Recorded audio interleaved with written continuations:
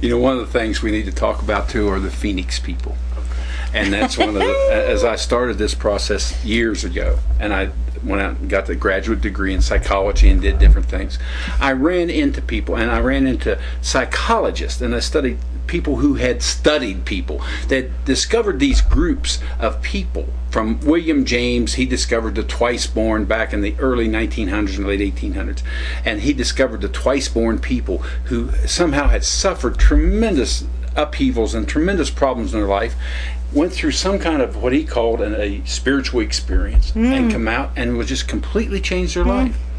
Carl Jung, the famous Swiss psychiatrist, talked about people with a religious experience that had done the same thing. Abraham Maslow described the self-actualizing people with a peak experience and how they had done the same thing. The 12-step groups, Alcoholics Anonymous, and these do the same thing. They take the down and out alcoholic and teach them how to have a spiritual experience, and then that spiritual energy changes their life. But what I began to see as an engineer is a common thread connecting all these things. These people all had the similar problems. They suffered from emotional misery, the depths of emotional, the pits of emotional misery.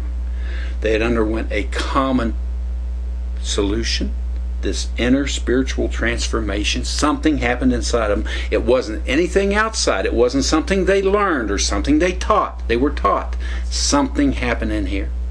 And then their life changed. And that's the thing. Their life was absolutely wonderful. They faced the same problems after that. And they faced them with equanimity, poise, peace of mind, serenity, happiness. But these people, I call the Phoenix people as a group, because they had arisen from the ashes of their past. They had went through the trials, the fire of life, and come out of that and changed their life into something more beautiful than they ever had before. They are the Phoenix people. And now the spiritual engineering process gives this opportunity to anyone. Anyone can join this elite group of the Phoenix people. The people who can face life and go through anything, absolutely anything in life, and maintain this poise and the peace of mind and the composure and serenity. You can do it. Anyone can do it. Each person has this inner spiritual power, this energy. And as Maslow said, Abraham Maslow, only one person in 100 ever learned to tap into it and use it. And yes, anybody can do this by following this process. This is a systematic process to access this power that we already have, to teach us how to use this power in a way that transforms our whole life, our whole attitude, our outlook. It helps us physically, mentally, and spiritually, but it changes our whole life. And the key to this is the process. It's a process. As I said, I'm an engineer. I focus on process and results. The results are a transformed life, a life of happiness, peace of mind, no matter what is happening outside of you. A life of absolutely awesome, extraordinary relationships you can't even imagine. These are the results. The process is the process of spiritual engineering. So, and actually one of the benefits of spiritual engineering is to allow people to create these big experiences. And not just to let them happen in a very spontaneous manner.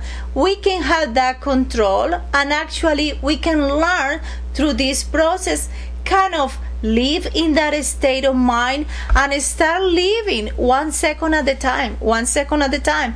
It doesn't matter how bad my last 5 minutes were.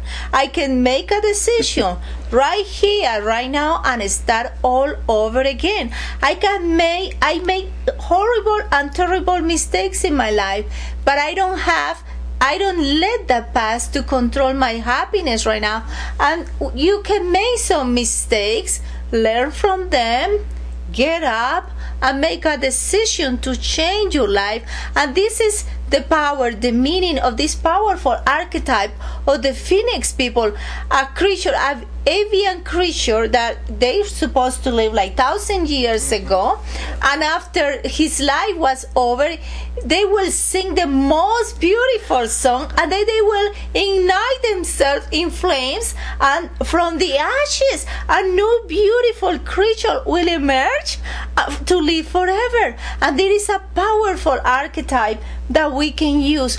we also can emerge from the ashes of our past, of our misery, by connecting with this infinite source of spiritual energy that is so available and so ready for us to tap into it. And like Patricia said, and there's just so many things in this, we really learn how to have a bad 5 minutes instead of a bad day. And that's one of the key things. I'm going to do things wrong. Other people are going to do things that affect me. But I can choose. I have the tools, the skills to choose today to have a bad 5 minutes and say, yes, I'm going to hurt. Or if it's really bad, yes, I'm going to cry. I'm going to hurt. I'm going to be upset over this. But I can choose when to cut it off and when to end it and have the tools to move beyond that.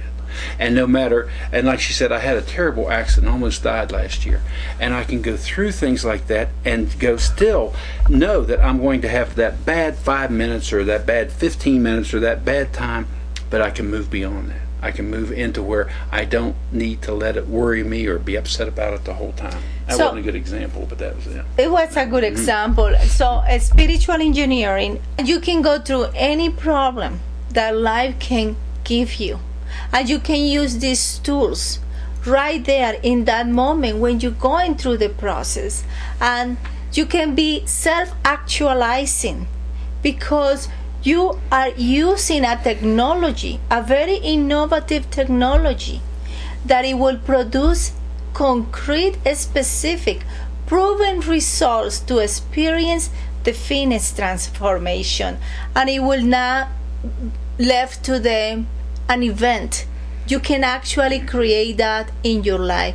You will have the power to create the Phoenix transformation at any given moment just by consenting into tapping into this spiritual energy. And it's very unique because we will teach you how to have a peak experience, how to let that peak experience change your life, and then how to let that life change bring about another peak experience. And it just keeps going like that. One peak experience, a change in my life, another peak experience, a change in my life, and it just keeps progressively getting better. And he said it can help people. I came from some of the darkest side of life. I've been an active alcoholic. I went down to the bottom. I've spent many days of my life, I had to have alcohol just to get by. I mean, just to survive. I couldn't go a day without drinking, not one. And this has brought me beyond that. This has changed my life from that. And like I said, I've lost people. I've lost people I love dearly. I've had people betray me. I've been through these things. I've lost jobs. I didn't know how I was going to make the payment. And I can go through any of these things and have this poise and this peace of mind today.